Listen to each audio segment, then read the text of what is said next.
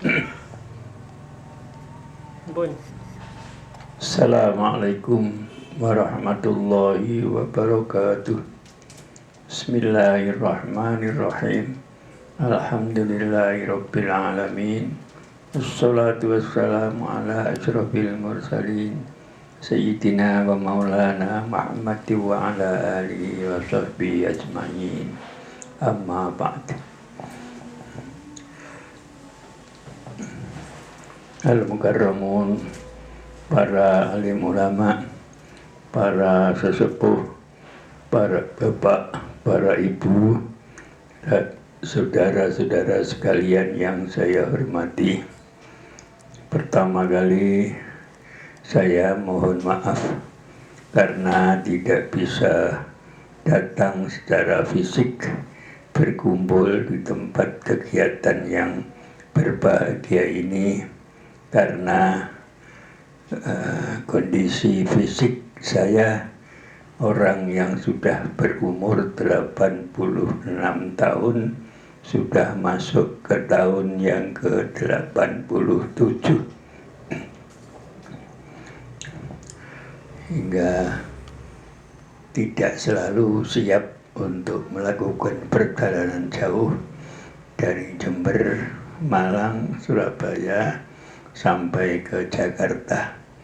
Oleh karena itu, mudah-mudahan apa yang akan saya sampaikan melalui video ini tidak terlalu mengecewakan para bapak, para ibu, dan saudara-saudara sekalian.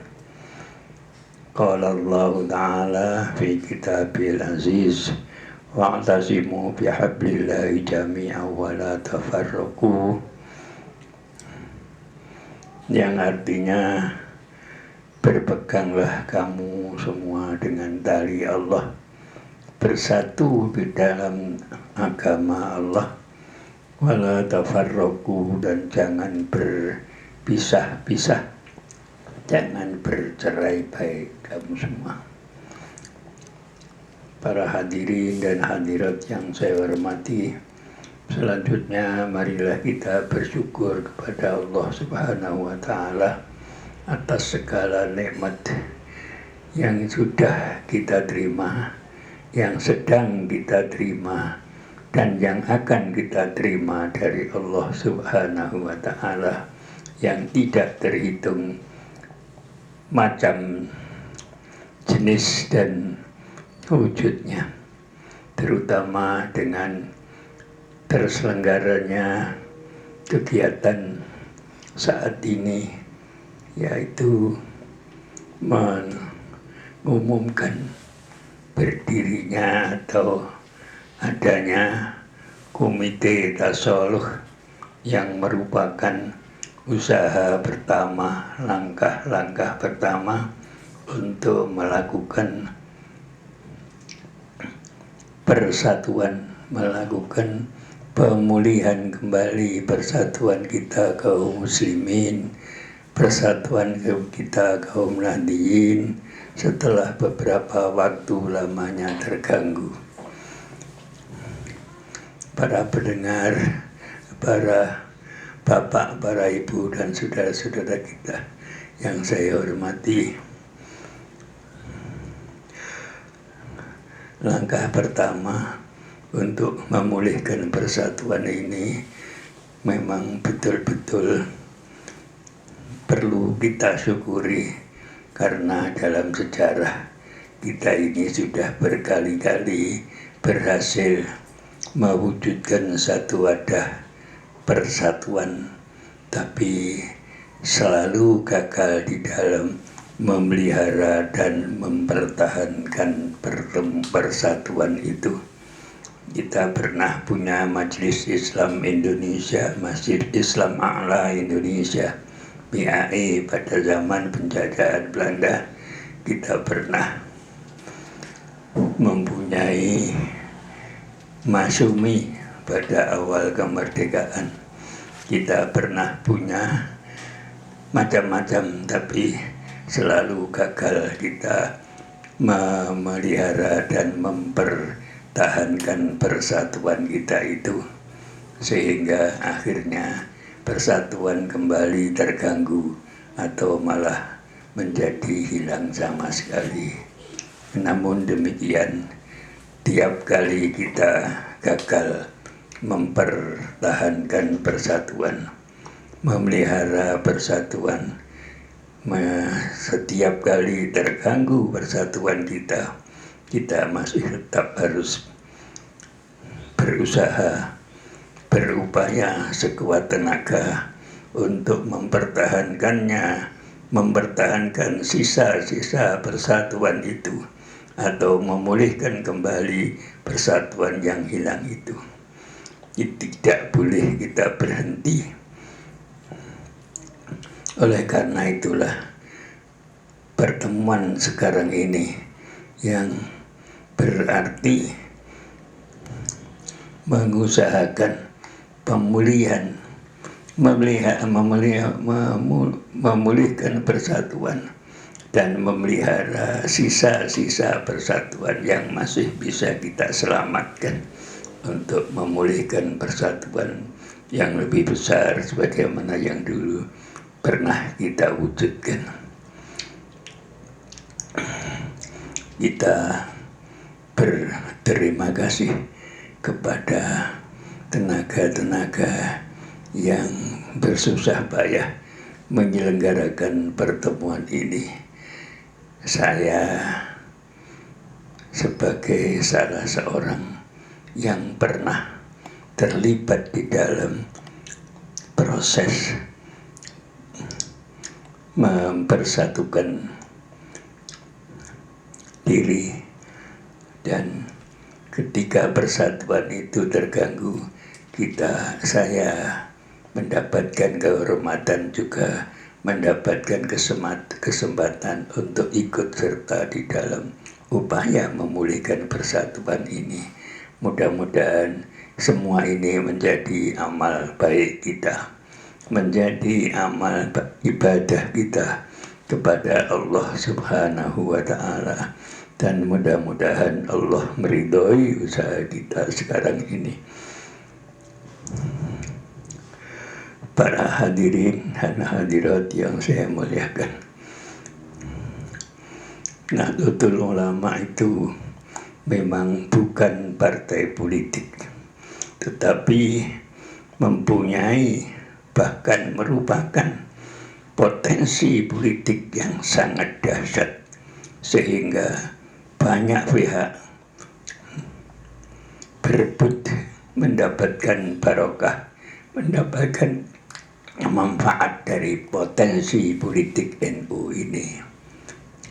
Sampai-sampai ada yang secara guyonan mengatakan karena sudah direbut banyak pihak, NU sendiri tidak kebagian manfaat dari potensi politiknya sendiri.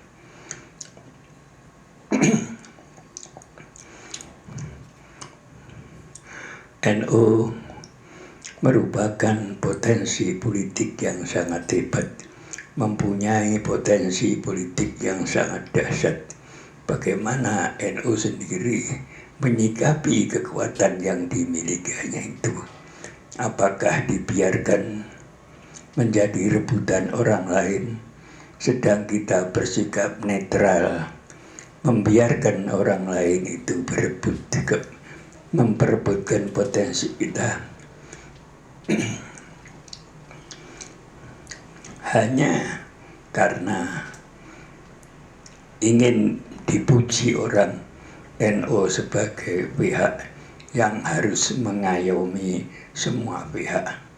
Karena mengayomi semua pihak, sampai NU Nahdlatul Ulama tidak mampu mengayomi dirinya sendiri, malah menjadi korban dari rebutan itu.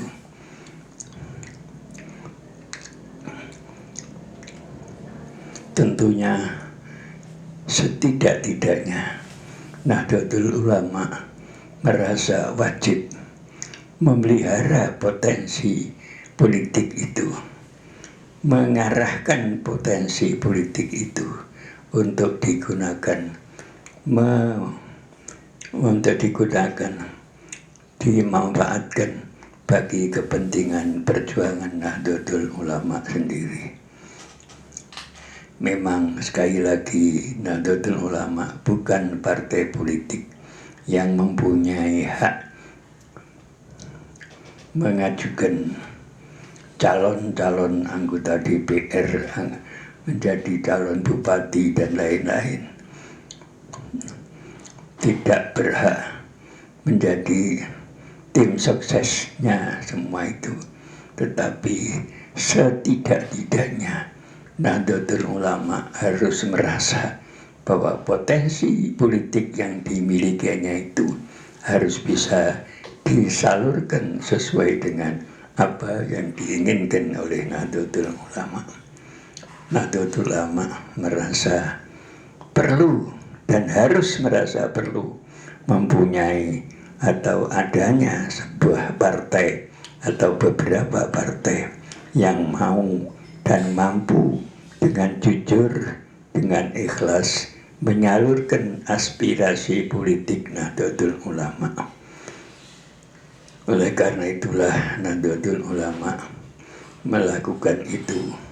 Pernah Nahdlatul Ulama pada zaman penjajahan dulu tidak mempersoalkan bagaimana menyalurkan aspirasi politik itu, tapi yang nyata, yang jelas Nahdlatul Ulama menyalurkan potensi politiknya itu untuk kepentingan Nahdlatul Ulama, untuk kepentingan perjuangan bangsa, untuk kepentingan perjuangan agama, dan seterusnya.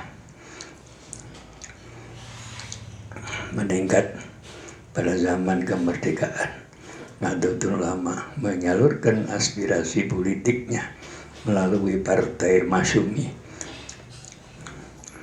Pernah juga Nahdlatul Ulama menyalurkan aspirasi politiknya secara utuh 100% dengan menjadi partai politik sendiri. Pernah juga Nahdlatul Ulama menyalurkan politiknya dengan cara menyalurkan aspirasi politiknya dengan cara memfusikan fungsi politiknya ke dalam satu partai bersama-sama dengan organisasi Islam yang lain di dalam Partai Persatuan Pembangunan. Pernah juga Nahdlatul Ulama beberapa waktu lamanya menyatakan tidak terikat dengan organisasi politik dan organisasi manapun. Artinya Nahdlatul Ulama independen, mandiri, secara aktif, bukan tidak hanya netral, tidak memihak, tetapi tidak harus mengikatkan diri dengan salah satu kekuatan politik yang ada.